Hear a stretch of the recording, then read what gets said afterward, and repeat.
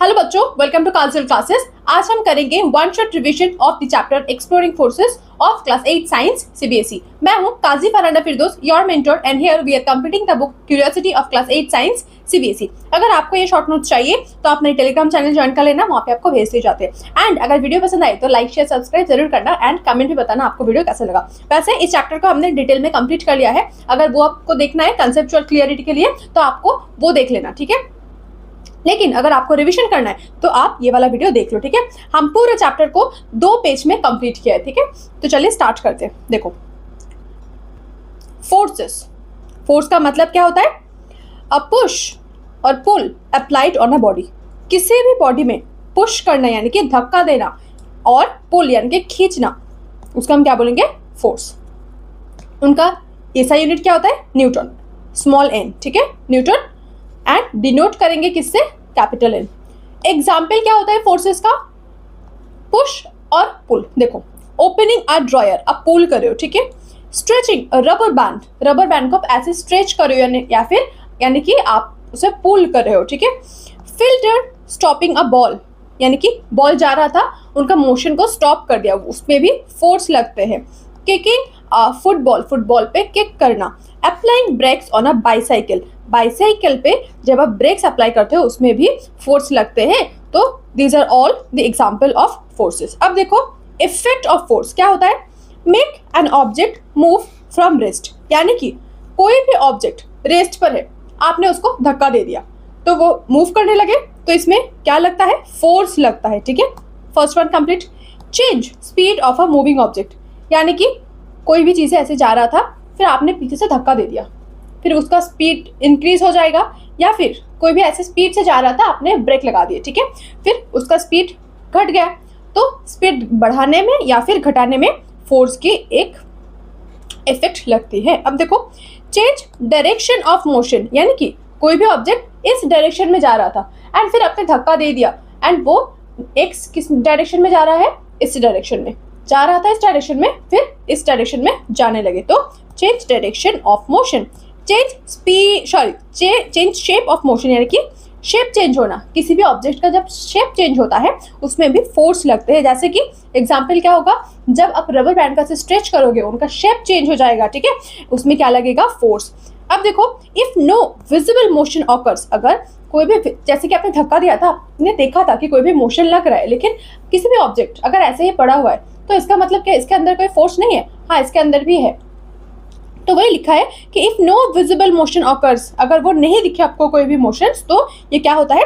Balanced force acting, यानी कि force balance हो रहा है। जैसे कि आपके पास ये है, ठीक है, फिर आपने क्या किया? इस साइड से 5 न्यूटन फोर्स दिया एंड इस साइड से भी 5 न्यूटन फोर्स दिया, तो दोनों का तो सेम है, तो ये चीज तो हिलेगा नहीं, है ना। अगर इसका फोर्स ज्यादा होता तो ये इस साइड पे शिफ्ट हो जाते हैं ना, लेकिन दोनों का आपका फोर्स सेम है तो ये मूव नहीं करेगा। लेकिन क्या इसका मतलब ये है कि इसके साइड पे फोर्स नहीं लग रहा? फोर्स तो लग रहा है, लेकिन ये फिर बैलेंस हो रहा है, ठीक है।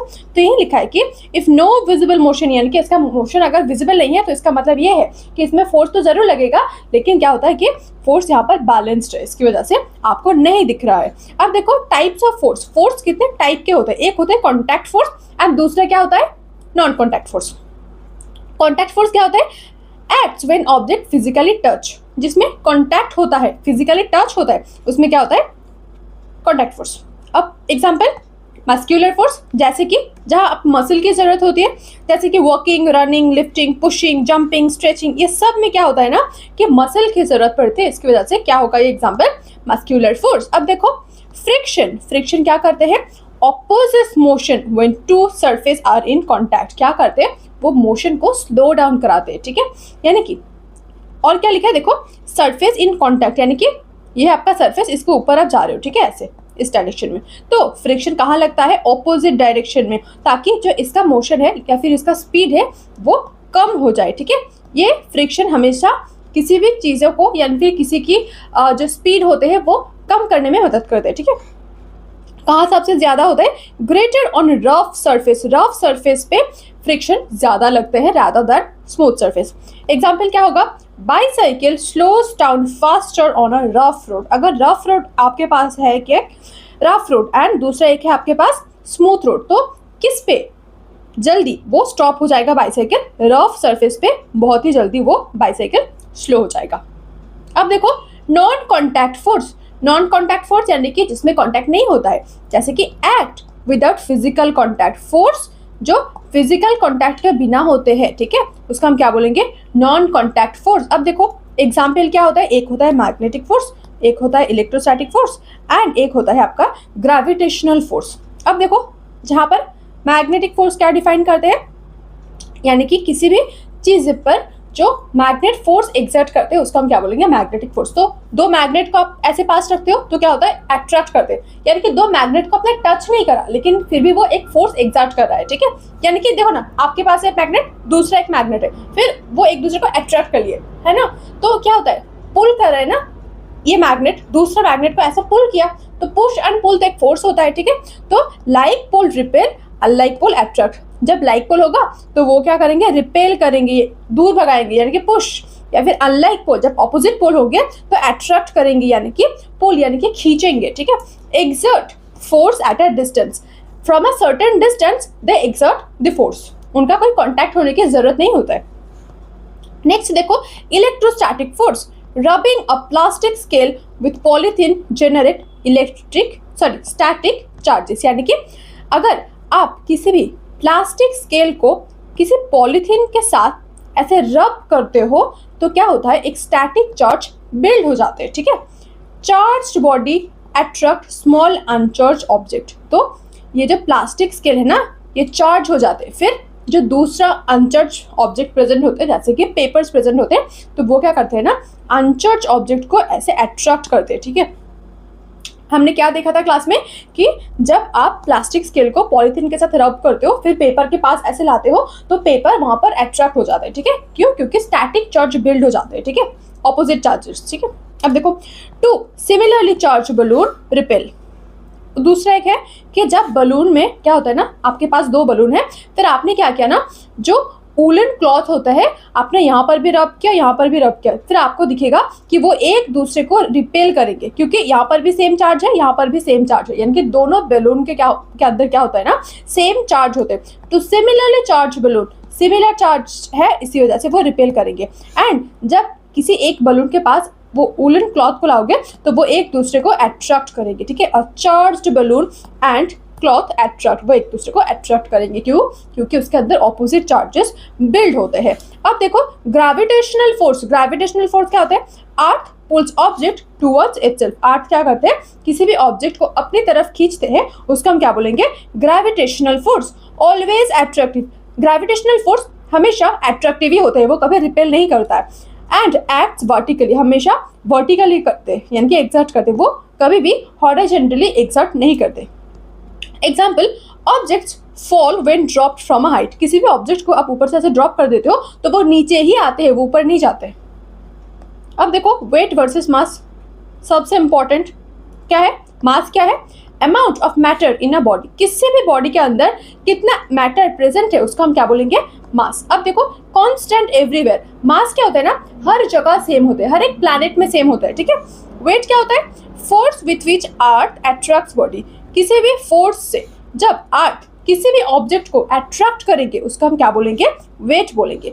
Changes from one planet to another, weight क्या होता है ना, चेंज होते हैं, हर एक प्लैनेट में वो चेंज होते रहते हैं, लेकिन मास चेंज नहीं होता है। अब देखो लास्ट पेज यानी कि सेकंड पेज, देखो spring balance, simple device to measure weight, कोई भी एक सिंपल डिवाइस जिसमें क्या होता है ना, किसी वेट को आप मेजर करते हो, तो कैसे काम करते हैं, देखो hooked object stretches the spring, यानी कि ये आपका स्प्रिंग, नीचे एक हुक है तो फिर यहाँ पे आपने कुछ लटकाया, ठीक है, तो इसके वेट के ऊपर वो डिपेंड करेंगे कि वो स्प्रिंग जो यहाँ पर है वो कितना स्ट्रेच करेंगे, क्योंकि स्प्रिंग क्या होता है, किसी भी भारी ऑब्जेक्ट पे वो स्ट्रेच कर जाते हैं, ठीक है, तो उस पर ही क्या होता है ना कि मेजरमेंट होते हैं। Scale shows wait in Newton, क्या वेट को न्यूटन में दिखाते हैं, एंड अप्रोक्सीमेट मास को ग्राम में दिखाते हैं, ठीक है। स्मॉलेस्ट डिवीजन क्या होता है, 0.2, सबसे छोटा वेट अगर आप मेजर करते हो इन अ स्प्रिंग बैलेंस तो वो क्या होगा, 0.2 न्यूटन। नेक्स्ट देखो बियॉन्ड फोर्स, बियॉन्ड फोर्स क्या होता है, force applied by liquid upward when object is submerged, क्या होता है ना, बियॉन्ड फोर्स पहले वो कौन एक्सर्ट करते हैं, लिक्विड एक्सर्ट करते हैं, ठीक है। किसी भी लिक्विड क्या करते हैं, जो ऊपर के डायरेक्शन में वो क्या करते हैं, फोर्स एक्सर्ट करते हैं, उसको हम क्या बोलेंगे, ब्योंड फोर्स। फैक्टर अफेक्टिंग इट, कौन सा वो फैक्टर होता है जिस पर वो डिपेंड करते हैं, density of liquid and volume of object submerge, कितना वो सबमर्ज किया गया है उसके ऊपर भी डिपेंड करते हैं। तो आउटकम क्या होगा, अगर ग्रेविटेशनल फोर्स, अच्छा ग्रेविटेशनल फोर्स हमेशा नीचे की तरफ लगते हैं, ब्योंड फोर्स हमेशा ऊपर की तरफ लगते हैं। तो किसी भी ऑब्जेक्ट, ठीक है, एक तो उनका ग्रेविटेशनल फोर्स नीचे की तरफ लग रहा है एंड ब्योंड फोर्स ऊपर की तरफ लग रहा है। तो अगर इसका फोर्स ज़्यादा होगा तो ऑब्जेक्ट नीचे आ जाएंगे, अगर ब्योंड फोर्स का फोर्स ज़्यादा होगा तो वो ऊपर जाते हैं, ठीक है, यानी कि वो ऐसे फ्लोट करते हैं। तो अगर ग्रेविटेशनल फोर्स ज़्यादा होता है of from the buoyant force, gravitational force अगर ब्योंड फोर्स से ज़्यादा होता है तो क्या होता है, ऑब्जेक्ट सिंक कर लेते हैं, यानी कि ग्रेविटेशनल फोर्स नीचे के डायरेक्शन में होगा तो वो डूब जाएंगे पानी के अंदर। एंड ग्रेविटेशनल फोर्स अगर ब्योंड फोर्स से इक्वल होगा तो क्या होगा, ऑब्जेक्ट फ्लोट करने लगते हैं, ठीक है। एग्जाम्पल देखो, pushing a silk plastic bottle in a water feels upward push and bounces back. तो क्या होगा, देखो ऐसे आप बकेट में पानी लिए हो, ठीक है, फिर उसके अंदर एक खाली बॉटल रख दी, फिर आपने थोड़ा सा पुश किया तो आपको महसूस होगा ऊपर के डायरेक्शन में आपको भी कोई एक फोर्स महसूस होगा, ठीक है। तो वो क्या होता है ना, वो आपका ब्योंड फोर्स होता है। तो फिर उसको थोड़ा सा पुश करके अगर आप छोड़ दोगे तो वो क्या करेंगे, बाउंस होकर फिर आ जाएंगे, ठीक है। तो ये डिफाइन करते हैं। अब देखो जो वेट होता है 8 में जी का वैल्यू क्या होता है 10, मून में क्या होता है 1.6, मार्स 3.8, वेनस 9, जुपिटर 25.4, ये होता है जी का वैल्यू, ठीक है। अब देखो लास्ट पार्ट देखो, इलेक्ट्रोस्टैटिक एक्सपेरिमेंट। हमने कुछ एक्सपेरिमेंट देखा था चैप्टर में, उसका हम मेन पॉइंट लिख लेते हैं। क्या है कि इलेक्ट्रोस्टैटिक एक्सपेरिमेंट में क्या हुआ था, प्लास्टिक स्केल अट्रैक्ट किया था किसको, स्मॉल पेपर पीसेस को। कब, after rubbing with polythene, polythene के साथ जब आप प्लास्टिक स्केल को रब किया था तब क्या हुआ था, जो स्मॉल पीसेस होते हैं ना, पेपर पीसेस, वो अट्रैक्ट हो गए थे, ठीक है, स्केल में। Balloon repulsion, 2 balloons repel after being rubbed by wool। अभी बोला हमने कि 2 बलून था, अपने दोनों को ही वुलन क्लॉथ के साथ रब किया तो दोनों ने क्या किया ना, कुछ चार्जेस बिल्ड कर लिए, ठीक है, इसकी वजह से वो एक दूसरे को रिपेल कर रहा था एंड वूल के साथ वो अट्रैक्ट हो रहा था। स्प्रिंग बैलेंस मेजरमेंट क्या होता है, object hung to read weight in newton, वो न्यूटन में मेजर करते हैं किसी भी ऑब्जेक्ट का वेट। ब्योंड फोर्स क्या होता है, प्लास्टिक बॉटल बाउंस करते हैं back after pushed under water, नीचे की तरफ पुश करते हो तो वो आपको भी एक फोर्स महसूस होता है एंड वो बाउंस बैक करते हैं। वो क्या डिफाइन करते हैं, अब थ्रस्ट, यानी कि वो फोर्स को डिफाइन करते हैं, ठीक है। तो दिस इज इट, हमने चैप्टर कंप्लीट कर लिया है विद इन 12 या फिर 13 मिनट्स, ठीक है। तो दिस इज इट, पूरे चैप्टर को ऐसे कंप्लीट किया। कमेंट में ज़रूर बताना आपको वीडियो कैसा लगा।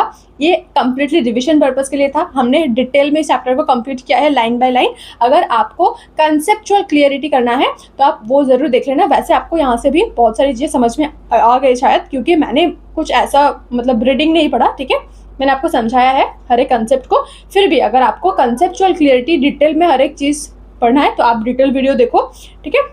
ये था हमारा revision. Thank you so much, 2 page में हमने पूरे चैप्टर को कंप्लीट किया है। अगर वीडियो पसंद आए तो लाइक शेयर सब्सक्राइब जरूर करना एंड कमेंट भी बताना आपको वीडियो कैसा लगा। Thank you so much.